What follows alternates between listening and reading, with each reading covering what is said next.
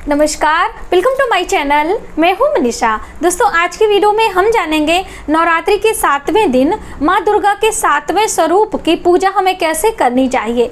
माँ दुर्गा का 7वां स्वरूप माता कालरात्रि का माना जाता है। माँ कालरात्रि का स्वरूप थोड़ा भयानक दिखता है, लेकिन माँ का स्वरूप बहुत ही हमारे लिए कल्याणकारी है, बहुत ही फलदायी है। माता का एक नाम शुभंकरी भी है, यानी शुभता प्रदान करने वाली है। और माँ की पूजा करने से हमारे रोग, हमारे शोक, संताप और हमारे शत्रुओं का विनाश होता है। इसलिए पूर्ण श्रद्धा भाव से नवरात्रि के 7वें दिन माँ दुर्गा के 7वें स्वरूप माता शुभंकरी की पूजा आपको करनी चाहिए।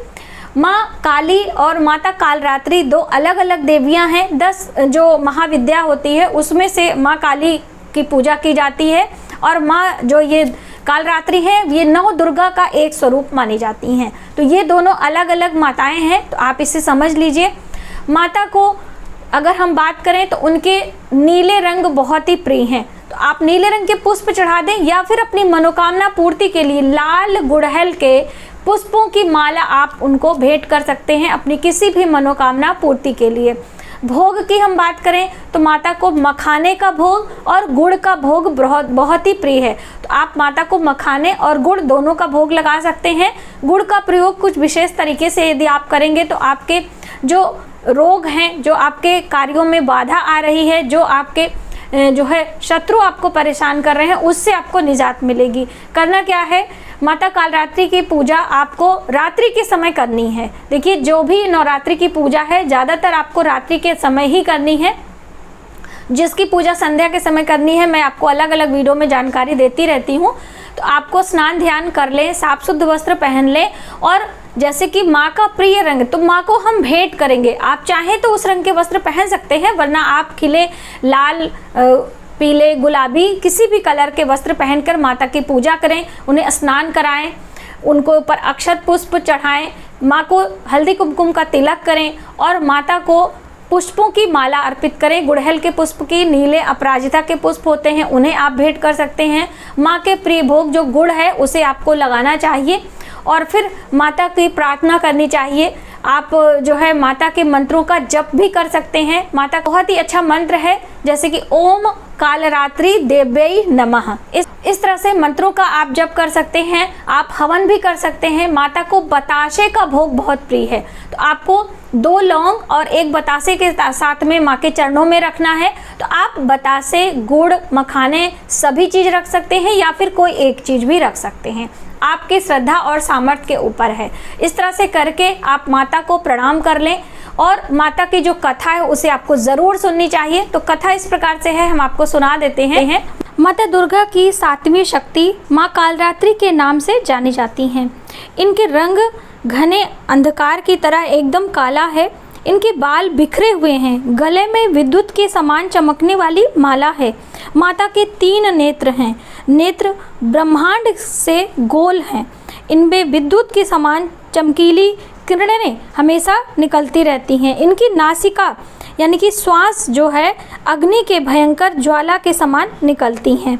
इनका वाहन गदा यानी कि गदप की सवारी है। माता के दाहिने हाथ में वर मुद्रा प्रदान होती है, और नीचे वाले हाथ में अभय मुद्रा, बाएं वाले ऊपर हाथ में लोहे का कांटा रहता है, और नीचे वाले हाथ में कटार माँ धारण किए रहती हैं।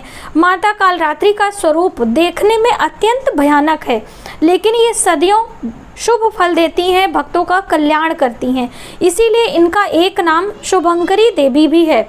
अतः इनके भक्तों को किसी भी प्रकार से भय नहीं लगता है। जो माता शुभंकरी की पूजा करता है उसके रोग, शोक और सारे दारिद्र दुख दूर होते हैं। पूजा के 7वें दिन माता शुभंकरी की आराधना की जाती है। साधक का मन इस दिन सहस्त्र चक्र में स्थित होता है, और इसके लिए ब्रह्मांड की समस्त सिद्धियों के द्वार खुलने लगते हैं। इस चक्र में स्थित साधक का मन पूर्णतः माँ कालरात्रि के स्वरूप में अवस्थित रहता है। साक्षात्कार से मिलने वाले पुण्य का वह भागी हो जाता है, जिसके समस्त पापों का, विघ्नों का विनाश होता है। उसे अक्षय पुण्य की प्राप्ति होती है। माता काली दुष्टों का संहार करती हैं। दानव, दैत्य, राक्षस, भूत, प्रेत आदि इनके स्मरण मात्र से ही भयभीत होकर भाग जाते हैं। यह ग्रह बाधाओं को भी दूर करती हैं। इनके उपासक को अग्नि भय, जल भय, जंतु भय, शत्रु भय नहीं सताता है। इनकी कृपा से वह सर्वथा भय मुक्त हो जाता है। माँ कालरात्रि का स्वरूप विग्रह अपने हृदय में अवस्थित करने के कारण मनुष्य को एक निष्ठ भाव से उनकी उपासना करनी चाहिए। यम नियम संयम पूर्वक इसका पालन करना चाहिए। मन, कर्म, वचन और काया को पवित्र रखना चाहिए। यह शुभंकरी देवी उपासना करने वाले भक्तों का हमेशा शुभ करती हैं। अतः इन्हें हमें निरंतर पूजा उपासना करके प्रसन्न करना चाहिए और माँ भक्तों का सदा कल्याण करती हैं। इस तरह से माँ दुर्गा के 7वें स्वरूप नवरात्रि के 7वें दिन इनकी पूजा करने से भक्तों का कल्याण होता है। बोलो कालरात्रि माता की जय हो।